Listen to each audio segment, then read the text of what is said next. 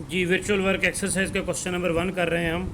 A uniform ladder rest with its upper and against a smooth vertical wall and it's foot on a rough horizontal ground. ये chapter 5 की तरह का ही question है कि एक सीढ़ी है वो दीवार के साथ जुड़ी हुई और दीवार स्मूथ है, यानी दीवार में और सीढ़ी के दरमियान फ्रिक्शन मौजूद नहीं है, जबकि जो नीचे वाला पोर्शन हॉरिजेंटल जो ज़मीन वाला पोर्शन है वो रफ़ है, वहाँ पर फ्रिक्शन मौजूद है।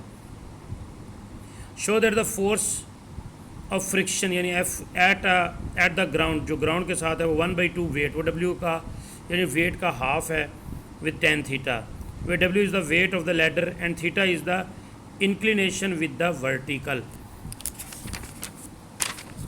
देखिए तस्वीर में आपको बात समझ आ जाएगी। ये दीवार है और ये स्मूथ है, यानी यहाँ पर फ्रिक्शन मौजूद नहीं है। ये ज़मीन है, हॉरिजेंटल है, यहाँ पर फ्रिक्शन मौजूद है। ये सीढ़ी लगी हुई है।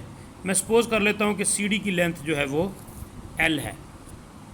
ये थ्योरी इसमें मेंशन है सारा।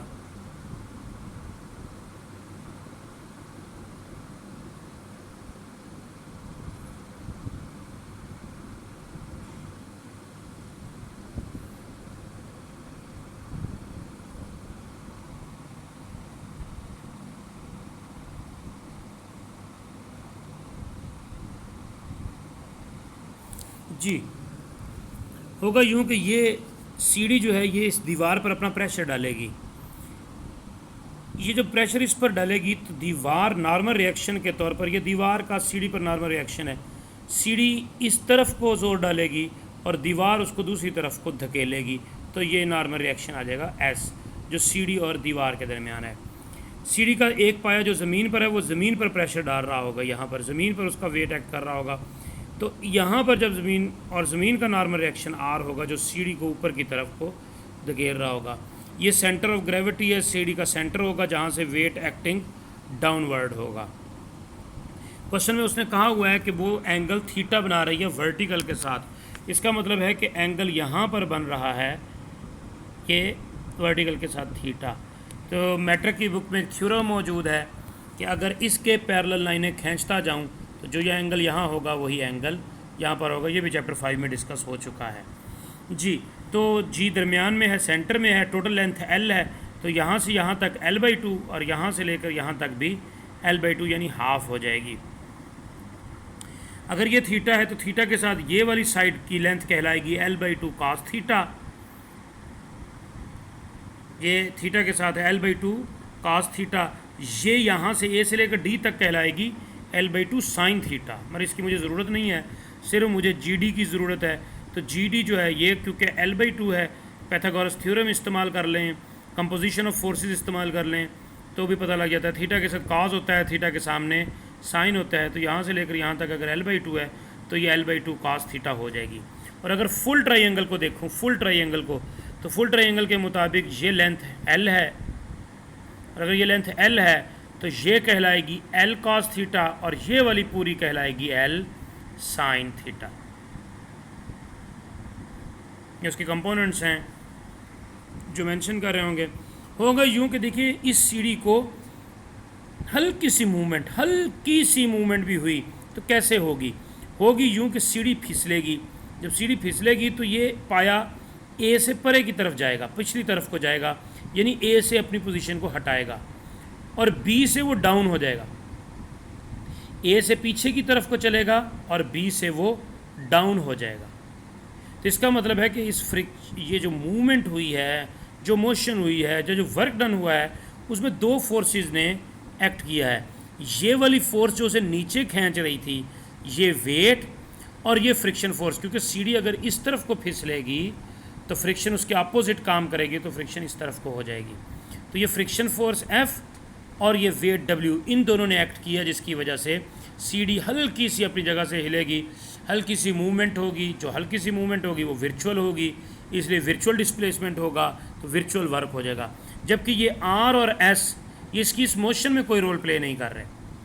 ये वो तो टॉर्क प्रोड्यूस करेंगे जो कि हमारी इस डिस्कशन में नहीं आएगा। देखिए ये वेट और ये F दोनों एक ही लाइन ऑफ एक्शन पे नहीं है।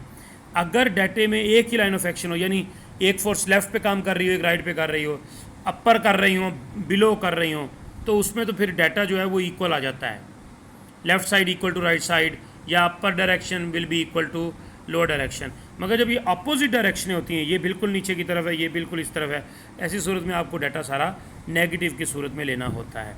या पूरे का पूरा पॉजिटिव ले लें, या पूरे का पूरा नेगेटिव ले लें, क्योंकि ये बिल्कुल अपोजिट डायरेक्शनें आ गई हैं। तो वर्चुअल वर्क कैसे होगा?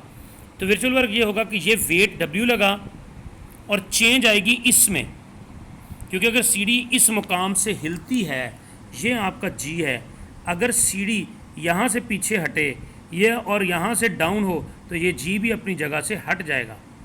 G फ़र्ज़ कीजिए यहाँ की बजाय हट के यहाँ आ जाए तो ये लेंथ कम हो जाएगी, यानी वर्क डन कितना हो जाएगा, ये वाला वर्क डन आ जाएगा उसके अंदर छोटा सा। तो इस वजह से ये वेट W और डेल्टा जी डी यानी GD में चेंज, डेल्टा GD। इसी तरीके से ये फ्रिक्शन फोर्स F, क्योंकि CD का यहाँ से इस A से पीछे को हटना इस AC को डिस्टर्ब कर देगा, इस AC में चेंज आएगी, तो फोर्स F हो गई, और वर्चुअल डिस्प्लेसमेंट यानी डेल्टा AC।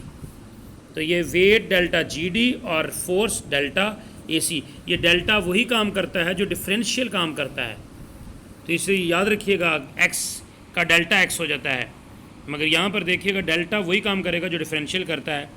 तो इक्वेशन ऑफ वर्चुअल वर्क लिखी, माइनस कॉमन ले लिया और GD की वैल्यू पुट कर दी। GD की वैल्यू क्या है? L/2 cos थीटा, और AC की वैल्यू क्या है? AC की वैल्यू है L sin थीटा, ये होगी L sin थीटा, ये वाली L sin थीटा होगी, AC पूरे का पूरा। ये वैल्यूज पुट, L/2 बाहर आ जाएगा, डेल्टा cos थीटा पे लगेगा, और cos थीटा का डेल्टा माइनस साइन थीटा होता है, और L बाहर आ जाएगा, यहाँ पर साइन थीटा पर लगेगा तो वो cos थीटा हो जाएगा। ये माइनस वाला डेल्टा उधर आके प्लस हो गया, या ये उधर जाके माइनस हुआ, माइनस से कैंसिल हुआ, और ये साइन उधर जाके या cos इधर आके डिवाइड हो जाएगा, साइन बाई cos tan हो जाएगा, और ये 2W/2 हो जाएगा। ये cos इस तरफ आके डिवाइड होगा तो साइन बाई cos tan हो जाएगा, और वो रिक्वायर्ड रिजल्ट आ जाएगा जी।